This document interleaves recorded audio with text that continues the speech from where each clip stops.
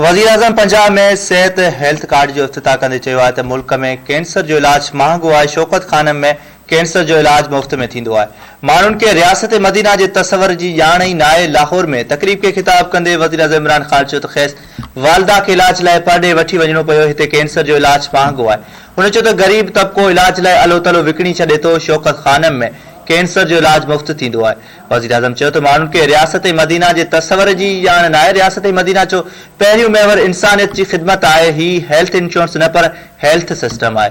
वज़ीर-ए-आज़म इमरान ख़ान चयो त सॼी दुनिया में महांगाई थी आहे।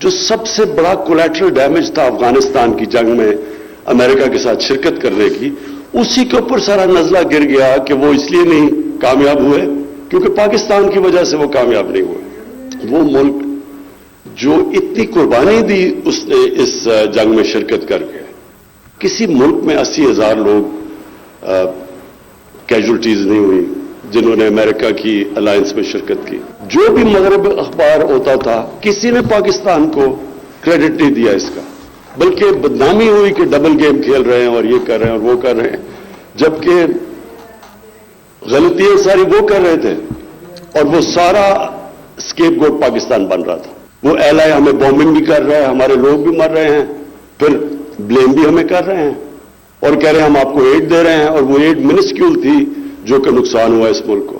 एक अमेरिका के अगेंस्ट खड़े हो गए और एक प्रो अमेरिका खड़ा हो गया पाकिस्तान के अंदर जो छोटी सी क्लास थी। तो हम बिल्कुल अपना पॉइंट ऑफ व्यू दुनिया में प्रोजेक्ट ही नहीं कर सके। कोई वेस्टर्न मुल्क उसको कोई तनकीद ही नहीं करता जिस तरह की हरकतें कर रहा है हिंदुस्तान अब जो कश्मीर में कर रहा है। आप सोच लें कि जो कश्मीर में अगर ये और कोई मुल्क कर रहा होता तो कितना शोर मचना था। तो इसमें भी फिर मुसलमान दुनिया में अगर हमारे थिंक टैंक्स होते कम से कम इसको उठाते इस चीज को। मुझे तो बड़ा खौफ था कि अगर वहां प्रोट्रैक्टेड सिविल वॉर हो जाती है अफगानिस्तान में, तो वो सारा मुझे नजर आ रहा था जो उनके मीडिया में भी कि सारा ब्लेम पाकिस्तान के ऊपर आना था, जबकि पाकिस्तान हम जिस तरह हम कहते हैं कि सबसे बड़ा अफगानिस्तान की जंग का कुल।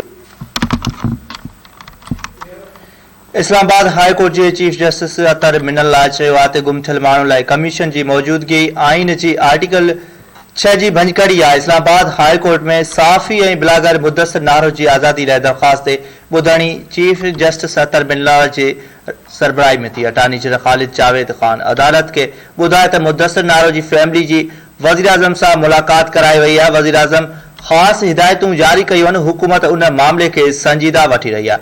अदालत के अपील आहे त कुछ वक्त ॾिनो वञे। चीफ जस्टिस रिमार्क्स ॾिना त अदालत जो कमु नाहे माण्हुनि खे ॻोल्हे सघे। रियासत जी ख़्वाहिश ई नाहे। जबरी गुमशुदगियुनि जी कमीशन बि आइन जे ख़िलाफ़ ठही आहे। रुगो फैमिलीज़ उन कमीशन में वेंदियूं आहिनि जिन खे तारीख़ ॾिनी वेंदी आहे। अदालत रिमार्क्स ॾिना त इंसानी हक़नि जे वज़ीर चयो त कानून ठाहे रहिया आहियूं, कानून जी त ज़रूरत ई न आहे। हज़ारें फैमिलियूं आहिनि जिन खे रियासत संभाले ई न पई। रियासत अंदरि रियासत नथी अची सघे। अॼु ताईं कंहिंखे ट्रेस न कयो वियो आहे। उहो सिधो आर्टिकल 6 जो ॾोह आहे। चीफ जस्टिस चयो त जबरी गुमशुदगियूं आइन जे ख़िलाफ़ आहिनि त दहशतगर्दनि खे बि अदालत खां मथां ई नथो मारे सघिजे। ईअं न थी सघे त कंहिं बि डिपार्टमेंट वारो कंहिंखे खणी वञे।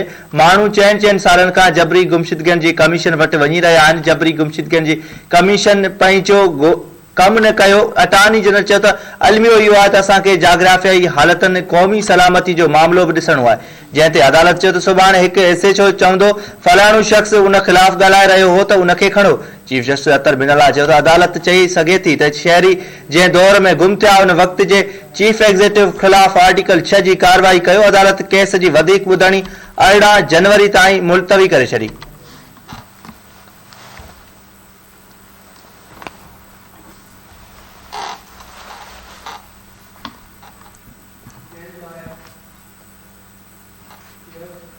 पीपी चेयरमैन बिलावल भुट्टो ज़रदारी जी सदारत हेठि थियल इजलास में नए मकानी निज़ाम में चूंडियल नुमाइंदनि खे वधीक इख्तियार ॾियण जी आजियां कई वई। कराची में बिलावल भुट्टो ज़रदारी जी सदारत हेठि इजलास थियो जंहिं में सिंध जी सियासी सूरतहाल ऐं मकानी कानून बाबति गौर कयो वियो।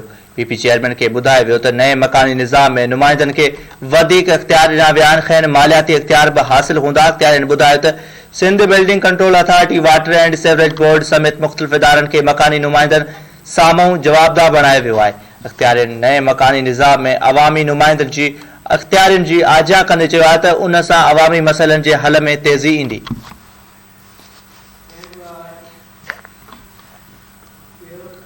कराची में army chief general Qamar Javed Bajwa central police office जो दौरो करे अमन अमान लाइ सिंध पुलिस जी कोशिशनि जी वाखाण कई। Army chief general Qamar Javed Bajwa जी सेंट्रल पुलिस ऑफिस पहुचण ते आईजी सिंध ऐं पुलिस अमलदारनि अचा कई। आर्मी चीफ सीपीओ में शहीदनि जी यादगार ते हाज़िरी भरे गुल रखी फातह पिणु पढ़ी। Army chief general Qamar Javed Bajwa police जे गाज़ियनि ऐं शहीद एहलकारनि जे घर भातियुनि सां पिणु मुलाक़ात कई। उन मौक़े ते आर्मी चीफ अमन अमान लाइ सिंध पुलिस जी कोशिशनि जी वाखाण कई। मुलाक़ात में चीफ सेक्रेटरी ऐं एआईजी समेत ॿियूं अख़्तियारियूं बि शरीक हुयूं।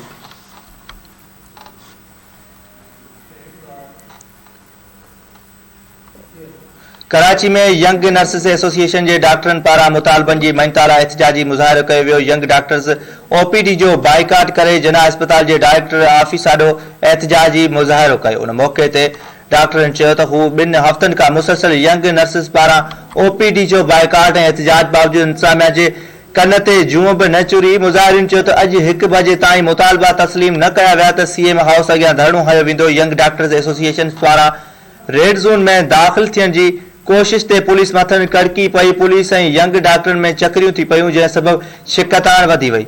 पुलिस यंग डॉक्टरनि खे सीएम हाउस वञण खां रोके वरितो। यंग डॉक्टरनि पुलिस जी लठबाज़ी सबबि छिड़ विछड़ थी विया।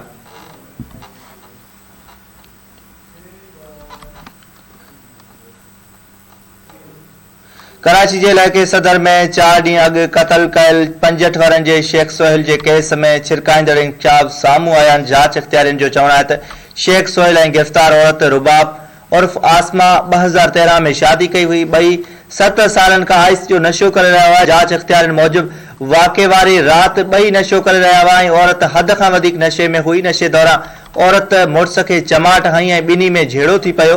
जांच अख़्तियारियुनि जो चवणु आहे त औरत मुड़ुस खे मथे में लोई राड हई। रत साफ़ करण दौरान ॿिन्ही में वरी झेड़ो थी पियो ऐं औरत मुड़ुस खे कुटींदी रही। जांच में उहा ॻाल्हि साम्हूं आई त वारदात दौरान औरत मुड़ुस जे सिसी धार कई ऐं पोइ हथ कटिया। जांच अख़्तियारियुनि चवणु आहे त मक़तूल जो हथ दरिया ॿाहिरां उछलाईंदे घिटी जे चौकीदार औरत खे ॾिठो जंहिं ते औरत अख़्तियारियुनि मूजिबि औरत एॾी हद ताईं नशो कयो हो जो हूअ गिरफ़्तारी जे 2 ॾींहनि खां पोइ बि नशे में हुई।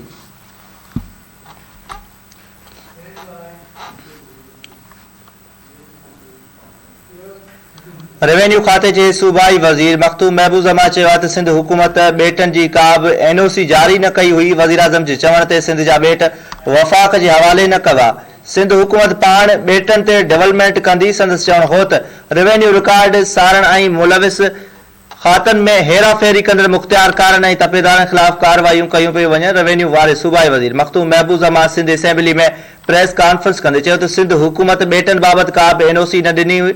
न ई सिंध जा ॿेट सूबे जी मिल्कियत आहिनि। वज़ीर आज़म जो चवणु आहे त ॿेट वफ़ाक़ हवाले न कंदासीं। सिंध हुकूमत ॿेटनि ते तरक़ियाती कम कराईंदी। सूबाई वज़ीर चयो त ऑफिसनि में रखियल रिकॉर्ड साड़ण ऐं रिकॉर्ड में मटा सटा कंदड़ केतिरनि ई मुख़्तियार कारनि ऐं तपेदारनि ख़िलाफ़ कार्रवाई कई वई आहे। सिंध हुकूमत पारां ज़मीन जे रिकॉर्ड खे कंप्यूटराइज़ करण ऐं अवामी सहूलियतनि जे लाइ 1 विंडो ऑपरेशन हिकु वॾो इनक़िलाबी क़दम आहे। उन चयो त ॿेले खाते आपाशी खाते ऐं ॿियनि सरकारी खातनि जी लखें एकड़ ज़मीन नाजाइज़ कब्ज़े कंदड़ खां ख़ाली कराई वई आहे जॾहिं उन ॾिस में वधीक उपा वरिता पिया वञनि ऐं उन ते इंक्रोचमेंट सेल खे वधीक फ़ाल करण लाइ ज़रूरी वसीला फ़राहम कया पिया वञनि। सूबाई वज़ीर मखतूम महबूब जमा चयो त हलंदड़ 3 सालनि दौरान रेवेन्यू खाते में फ़ौती कोटा तहत 295 माण्हुनि खे नौकरियूं ॾिनियूं वयूं आहिनि। संदसि चवणु हो त कोविड जी सूरताल जे बावजूदि रेवेन्यू खाते जे मुख़्तलिफ़ टैक्सनि जे ॾस में रिकॉर्ड रिकवरी कई आहे। सूबाई वज़ीर मखतूम महबूब जमान जो चवणु हो त हलंदड़ साल स्टाम्प ड्यूटी ते बि 4 अरब 60 करोड़ रुपया टैक्स गॾु कयो आहे। कुदरती आफ़तनि सबबि मुख़्तलिफ़ ज़िलनि में 8 करोड़ रुपया टैक्स माफ़ कयो वियो आहे।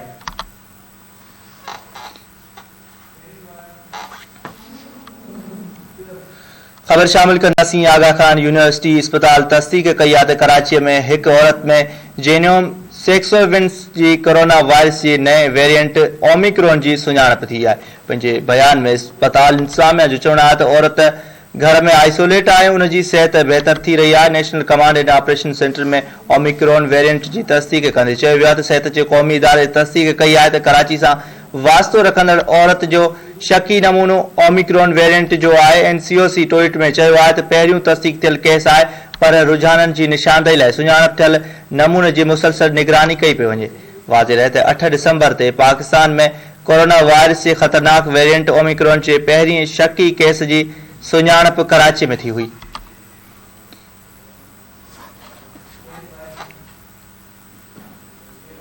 धरती टीवी जे न्यूज़ इंचार्ज ऐं सीनियर सहाफ़ी इमरान तुनियो जो नंढो भाउ रोड हादसे में फोत थी वियो आहे। कंबर वेझो इंडस हाईवे ते तेज़ रफ़्तार कोच ऐं भरिसां गुज़रंदड़ मोटरसाइकिल खे टक्कर खंयो। हादसे जे नतीजे में सीनियर सहाफ़ी ऐं धरती टीवी जे न्यूज़ इंचार्ज इमरान तुनियो ऐं सीनियर सहाफ़ी फरहान तुनियो जो नंढो भाउ अदनान तुनियो थॾे ते ई फोत थी वियो। हादसे बाद फोती अदनान तुनियो जो लाश अस्पताल मुंतक़िल कयो वियो, जॾहिं त हादसो कंदड़ कोच ड्राइवर गाॾी छॾे मौक़े तां फ़रार थी वियो।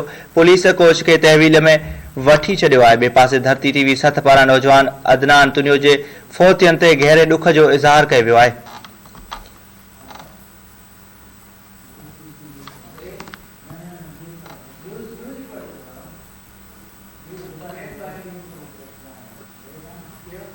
हैदराबाद जे सीजी यूनिवर्सिटी में मंशियात खिलाफ आगाही मुहिम जे सिलसिले में रैली कढी वई। जीसी यूनिवर्सिटी जे वीसी प्रोफेसर डॉक्टर तैयबा ज़रीफ जी अॻवानी में मेन असेंबली हॉल ताईं मंशियात खिलाफ आगाही रैली कढी वई।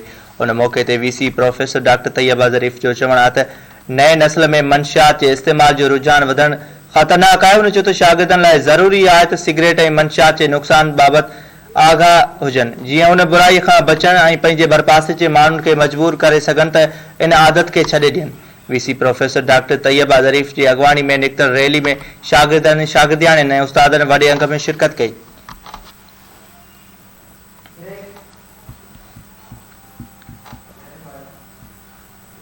नाज़रीन, ख़बरनि ऐं अपडेट जो सिलसिलो जारी आहे, वठूं था मुख़्तसर ब्रेक।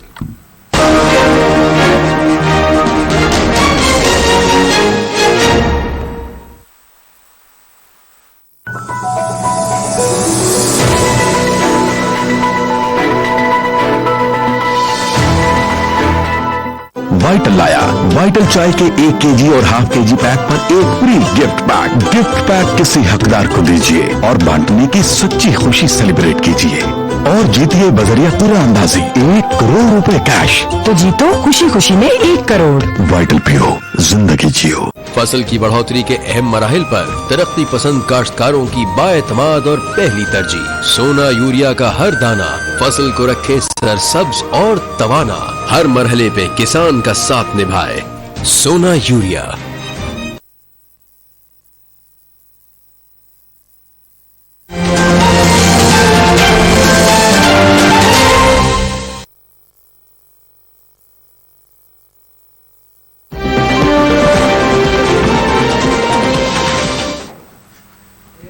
वेलकम बैक नाज़रीन, ते ख़बर शामिल कंदासीं। DFA Chitral Ufone 4G football cup जो फाइनल खटे वरितो। पेशावर जे तहमास खान फुटबॉल स्टेडियम में यूफोन 4 फुटबॉल कप जो फाइनल मुक़ाबिलो DFA चित्राल ऐं मुस्लिम क्लब चमन विच में थियो आहे। DFA चित्राल नफ़सियाती बरतरी जो फ़ाइदो वठंदे शुरूआत में सरसी हासिल करे वरिती आहे।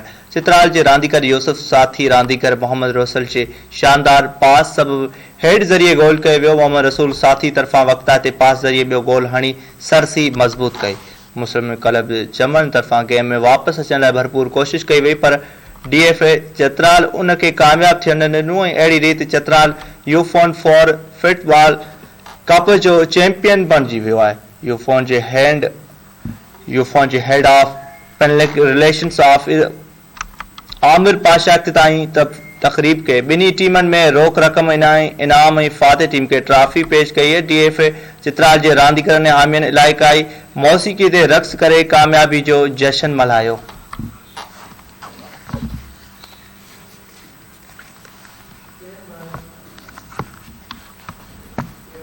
ख़बर शामिल कंदासीं। घोटकी वेझो ट्रैक्टर हेठां अची 6 वरनि जो नींगर चीबार जी फोत थी वियो आहे। पंजो बाग रोड ते ट्रैक्टर जे हेठां 6 वरनि जो मासूम नींगर हाफिज़ वलद प्यारो चांडियो जी भाटिजी फोती वियो आहे। कोट की पुलिस मासूम नीगर जी लाश खणाए अस्पताल पहुंचायो। लाश जी ज़रूरी कार्रवाई खां पोइ वारसनि हवाले कयो वियो। नीगर जो लाश घर पहुचण ते घर में कोहराम मची वियो। कोट की पुलिस वाक़े वारे हंधि पहुची ट्रैक्टर जे ड्राइवर खे गिरफ़्तार करे वरितो।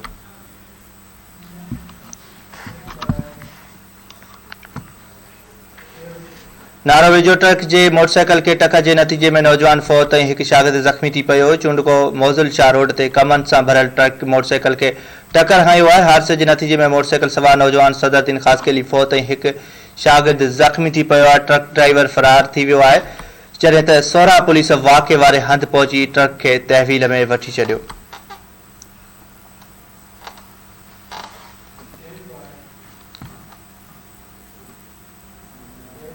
सखर में रोड हादसे के नतीजे में एक शागिर्दियानी फौत एक जख्मी थी पई। सिटी बाईपास रोड हादसे में एक शागिर्दियानी फौत एक जख्मी थी पई। पुलिस मौजिब बेगम नसरत भुट्टो यूनिवर्सिटी की शागिर्दियानी से हादसो पेश आयो, जिन नतीजे में शागिर्दियानी सबा बंक्सी फौत थी वही है।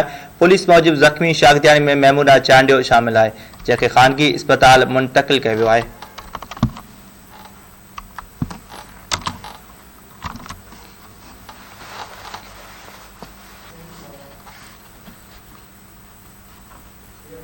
शाहपुर जाकर में गवर्नमेंट बॉयज डिग्री कॉलेज में करप्शन खिलाफ रैली कढी वही। रैली में शागिर्दन हथन में बैनर खणी करप्शन मिटायो, पाकिस्तान बचाए जी नारेबाजी कई। उन मौके ते रैली जे अगवानी कंदड़ प्रोफेसर मुमताज खोसो, प्रोफेसर अली अहमद डाहरी ऐं ॿियनि चयो त हिकु पाक मुआशिरो चाहियूं था जंहिंमें हर कम मेरिट जे बुनियाद ते थिए। करप्शन मुल्क लाइ नासूर बणिजी चुको आहे, जंहिं सबबि मुल्क जा मुख़्तलिफ़ इदारा तबाह थी चुका आहिनि। उन चयो त करप्शन खिलाफ असराइता कदम खणी करप्शन जी लानत जो हमेशा ख़ात्मो आणणो पवंदो, जीअं ईंदड़ नस्लनि खे करप्शन खां पाक मुआशिरो ॾेई सघिजे, जंहिं सबबि मुल्क में तरकीब कंदो।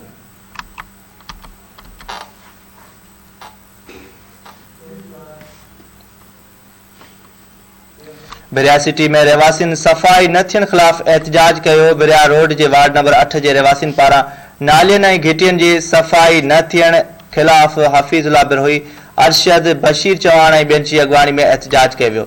मुज़ाहिरीन मीडिया सां ॻाल्हाईंदे चयो त वार्ड नंबर 8 समेत समूरे शहर में सफ़ाई नथी थिए, जंहिं सबबि इलाइक़े में किचिरे जा ढेर लॻी विया आहिनि। उन्होंने चयो त मस्जिद ॾाढो गंद पाणी बीठल हुजण करे निमाज़ियुनि खे तकलीफ़ थी रही आहे। स्कूल टाइम में ॿारनि खे सख़्त ॾुखाइयूं पेश अची रहियूं आहिनि। रहवासियुनि डीसी नौशर फिरोज़ ऐं असिस्टेंट कमिश्नर बिरिया खां घुर कई त वार्ड समेत शहर जी सफ़ाई करे गंदो पाणी निकाल कयो वञे, ॿी सूरत में सख़्त एहतजाज कयो वेंदो।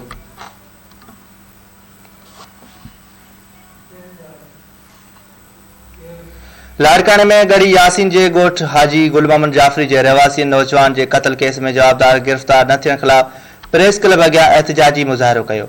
इमदाद अली जाफरी, औरत मस्मात कसबानू ऐं ॿियनि एहतजाज कंदे दायो त साल अॻु जाफरी बिरादरी जे ॿिनि धुरनि में प्लाट जी मालिकी तां जहिड़ो थियो, जंहिंजो सेशन कोर्ट शिकारपुर में केस हलंदड़ आहे। हुननि ॿुधायो त हफ़्तो अॻु कोर्ट में हाज़िरी थी अब्दुल हई जाफरी के पुलिस एहलकार गुलाम नबी जाफरी के पिस्टल जा फायर करे क़त्ल करे छॾियो हो। मुज़ाहिरीन ॿुधायो त क़त्ल जो 8 जवाबदारनि ख़िलाफ़ केस दाख़िल आहे, जॾहिं त पुलिस केस में नामज़द हिकु जवाबदार खे गिरफ़्तार नाहे करे सघी। मुज़ाहिरीन मुतालबो कयो त केस में नामज़द जवाबदारनि खे गिरफ़्तार करे इंसाफ़ कयो वञे।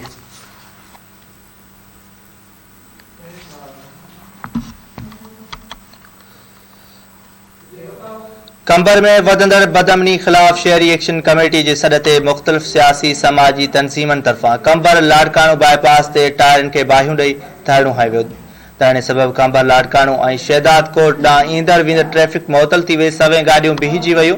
उन मौक़े ते नज़ीर तुनियो, हाफ़िज़ अज़ीज़ जागीरानी, मोहम्मद अली हकड़ो ऐं ॿियनि दाहींदे चयो त कंबर में झंग जो कानून आहे। बदअमनी सबबि शहरी सख़्त परेशानियुनि जो शिकार थी विया आहिनि। हुननि चयो त सियासी सिफ़ारिश वस मुक़ररु थियल पुलिस ऑफिसर अमन अमान जी सूरताल खे बहाल रखण में मुकमल तौर नाकाम साबित थी विया आहिनि, जॾहिं त शहर ऐं भरपासे वारनि इलाइक़नि में मोटरसाइकिल फुर ऐं घरनि मां चोरियूं रोज़ जो मामूल बणियल। मुज़ाहिरीन मुतालबो कयो त शहर में वधंदड़ बदअमनी ते कंट्रोल करे अमन अमान बहाल करे परेशानी ख़त्म कई वञे।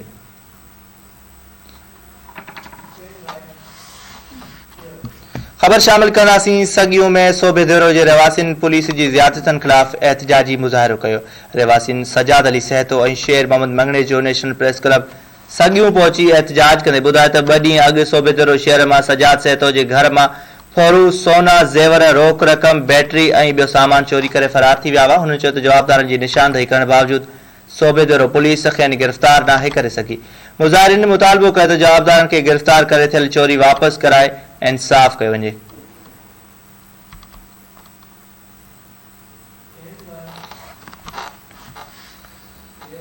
खैरपुर में मीर अली बाजार के वासी शहरी पुलिस की ज़्यादतियुनि खिलाफ़ एहतजाज किया। शहरी अब्दुल हमीद शेख एहतजाज कंदे ॿुधायो त हू फार्मास्यूटिकल जो कम कंदो आहे। गुज़िरियल महीने शाहरा फैसल थाने की हद में हथियारबंदनि फोरू खास रोक रक़म लैपटॉप मोबाइल फोन ऐं ॿियो सामान फुर करे विया। हुननि ॿुधायो त शाहरा फैसल पुलिस मदद करण बदिरां खेस बासरनि जे हवाले करे छॾियो, जिन खेस तशद्दुद जो निशानो बणायो।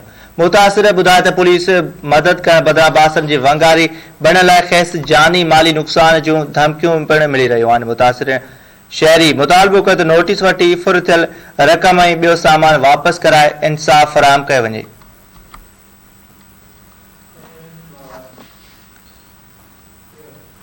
बुशहरी में शहरियुनि सफ़ाई न थियण ख़िलाफ़ प्रेस क्लब अॻियां एहतजाजी मुज़ाहिरो करे टाउन ऑफिसर खे हटाइण जो मुतालबो कयो आहे। गुलन ख़ान ज़रदारी, फयाज़ रिंद, ताहिर ज़रदारी ऐं ॿियनि जी अॻवानी में टायरनि खे बाहि ॾेई एहतजाज कयो वियो। उन मौक़े ते मुज़ाहिरीन एहतजाज कंदे चयो त बुशहरी टाउन जे हर महीने लखें रुपया बजट अचे थी, जेका नाहिल टाउन इंतज़ामिया हड़प करे वञे थी। शहरियुनि ॿुधायो त बेनज़ीर सिटी, हैदर सिटी ऐं इमाम बारगाह पाड़े में गंदगी जा ढेर लॻी विया आहिनि। नालियूं उथली रहियूं आहिनि, पर टाउन इंतज़ामिया अघोर निंड सुतल आहे। शहरियुनि सिंध हुकूमत ऐं चूंडियल नुमाइंदनि खां मुतालबो कयो त शहर में सफ़ाई कराए करप्ट कानून ऐं करप्ट टाउन ऑफिसरनि खे हटायो वञे।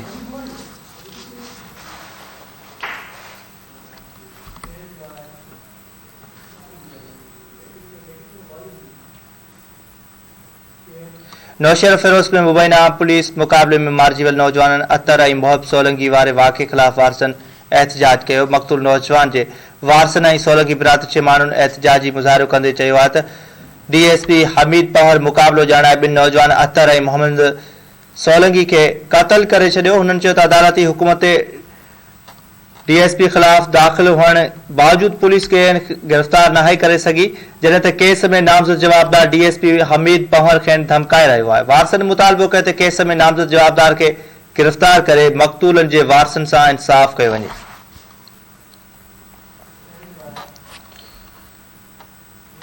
खैरपुर की अदालत सिबको खैरपुर के SDO जा गिरफ़्तारी वारंट जारी करे छॾिया। फर्स्ट सीनियर सिविल जज मिस सोनिया ऐवान की अदालत हिक केस में सिबको खैरपुर के SDO पेश न थियण ते सख़्त कावड़ जो ज़ाहिर कंदे संदसि गिरफ़्तारी जा वारंट जारी करे छॾिया। अदालत पुलिस के हुकुम ॾिनो त SDO खे गिरफ़्तार करे अदालत में पेश कयो वञे।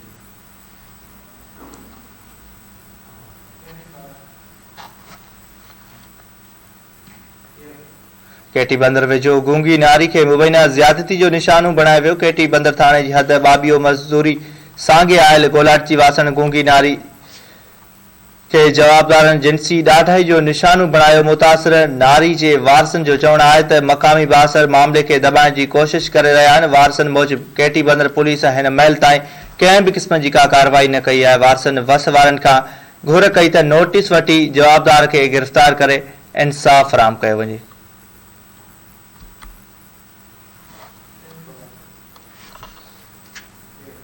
रोहड़ी में इंतजामिया कार्रवाई करे स्टेशन रोड ते दुकाननि अॻियां क़ाइम छपरा, धिका, संदल ऐं ॿियूं अॾावतूं डाहे पटी करे छॾियूं। डिप्टी कमिश्नर सखर जी हिदायतुनि ते मुख़्तियार खां रोहड़ी सैयद ज़ाहिद हुसैन शाह इंक्रोचमेंट इंचार्ज एजाज़ अली लखन म्यूनिसिपल इंक्रोचमेंट अमलो साण करे हेवी मशीनरी ज़रिए रोहड़ी शहर में गैर क़ानूनी हद दख़लियनि ख़िलाफ़ कार्रवाई कई। कार्रवाई दौरान रेलवे स्टेशन रोड रोहड़ी ऐं मसरूफ़ तरीन शाहरान होटलनि, दुकाननि, खीर जे दुकाननि, सैलूननि ऐं गोश्त जे दुकाननि जे अॻियां लॻल गैर क़ानूनी छपरा डाहे पट कया विया। उन मौक़े ते मुख़्तियार खां रोहड़ी सैयद ज़ाहिद हुसैन शाह मीडिया सां ॻाल्हाईंदे चयो त डिप्टी कमिश्नर सखर जी हिदायतुनि ते कार्रवाई शुरू कई वई आहे। हुननि ॿुधायो त हद दख़लियनि ख़िलाफ़ रोज़ानो जे बुनियाद ते कार्रवाई जारी रहंदी ऐं इंक्रोचमेंट कंहिं बि सूरत में बर्दाश्त न कई वेंदी।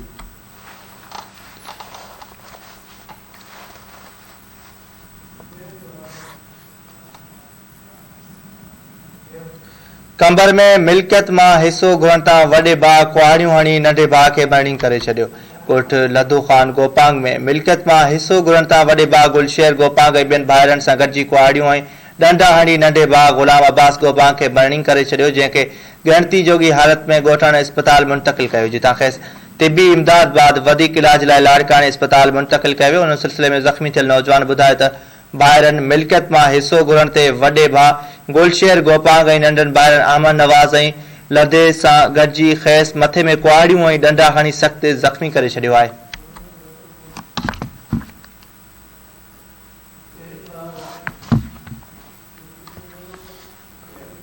न्यू सईदाबाद वेझो बखर जमाली में प्राइमरी स्कूल जे इमारत मां चापड़ किरण सबबि नीगर ज़ख़्मी थी पई। ॻोठ मुरीद खान जमाली में ज़ुबून हाल प्राइमरी स्कूल जी इमारत जी छित जा चापड़ किरण सबबि 8 वरनि जी निगरी अलबेरी धीअ ज़ुल्फ़कार जमाली सख़्त ज़ख़्मी थी पई। ज़ख़्मी निगरी खे मक़ामी अस्पताल मुंतक़िल करे तिबी इमदाद ॾिनी वई, जॾहिं त हादसे में ॿिया शागिर्द मौजदाने तौरु महफ़ूज़ रहिया ऐं ॿारनि में रड़ियूं ऐं भाॼ पइजी वई।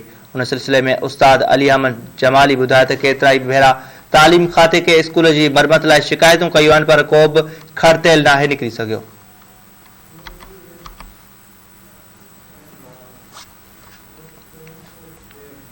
अॻूणे सदर आसिफ अली ज़रदारी जे वेझे साथी इस्माइल डाहिरी चयो आहे त पीपल्स पार्टी ग़रीब आवाम जी पार्टी आहे, चूंडियल नुमाइंदनि खे घुर्जे त पंहिंजनि इलाइक़नि में तरक़ियाती कम कराइनि। जमाल शाह भरिसां ॻोठ हाजी अनवर डायरी में अजाणे जे ख़िताब कंदे उन चयो त जमाल शाह ऐं भरपासे जे इलाइक़नि में तरक़ियाती कम ऐं बुनियादी सहूलियतनि लाइ चूंडियल नुमाइंदनि खे घुर्जे त उहे पंहिंजो किरदारु अदा कनि, जॾहिं त पीपल्स पार्टी जी क़यादत सदाईं ग़रीब आवाम जी भलाई लाइ कमु कयो आहे ऐं कंहिं सां बि नाइंसाफ़ी न कई आहे। उन मौक़े ते महमूद ख़ान डाहिरी पारां खेसि सिंध जी सक़ाफ़त पटको पारायो वियो, जॾहिं त अजाणे वारी तक़रीब में सैयद मिठल शाह, अमीर डाहिरी, सिकंदर डाहिरी समेत डाहिरी बिरादरी जे सवें माण्हुनि शिरकत कई।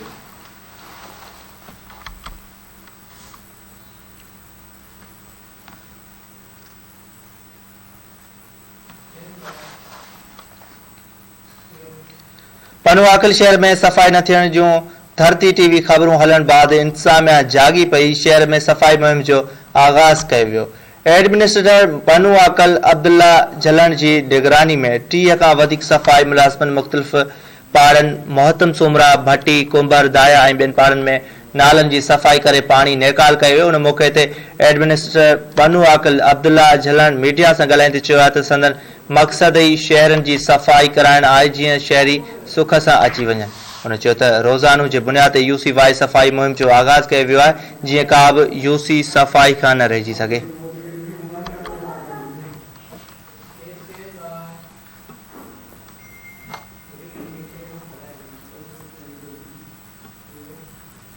बेडशिया में university of Sufism and modern science में करप्शन हिकु समाजी बुराई बाबति जागृता मुहिम वारो हफ़्तो पुॼाणी ते पहुतो। जागृता मुहिम जे आख़िरी ॾियारे ते केतिरनि ई शागिर्दनि, फैकल्टी मेंबरनि ऐं इंतज़ामी अमलदारनि शिरकत कई, जॾहिं त उन मौक़े ते शागिर्दनि जो तक़रीरी, शाइरी, पोस्टर ऐं पेंटिंग्स मुक़ाबिलो पिणु थियो। मुहिम जो मक़सदु शागिर्दनि ऐं इंतज़ामिया में करप्शन ख़िलाफ़ जागृता पैदा करणु हो, जीअं उहे करप्शन जहिड़ी समाजी बुराई जी ख़ात्मे लाइ पंहिंजे अज़म जो इज़हार कनि ऐं पंहिंजो किरदारु अदा कनि। तक़रीब के इंचार्ज और डॉक्टर मोहम्मद शोएब खान पठान ख़िताब कंदे चयो त हिदायत कई त करप्शन ते ज़ाब्तो आणण में पंहिंजो किरदारु अदा कनि। आख़िर में मुअज़्ज़िज़ महिमान पारां मुक़ाबले में हिसो वठंदड़ शागिर्दनि खे सर्टिफिकेट ऐं इनाम पिणु ॾिना।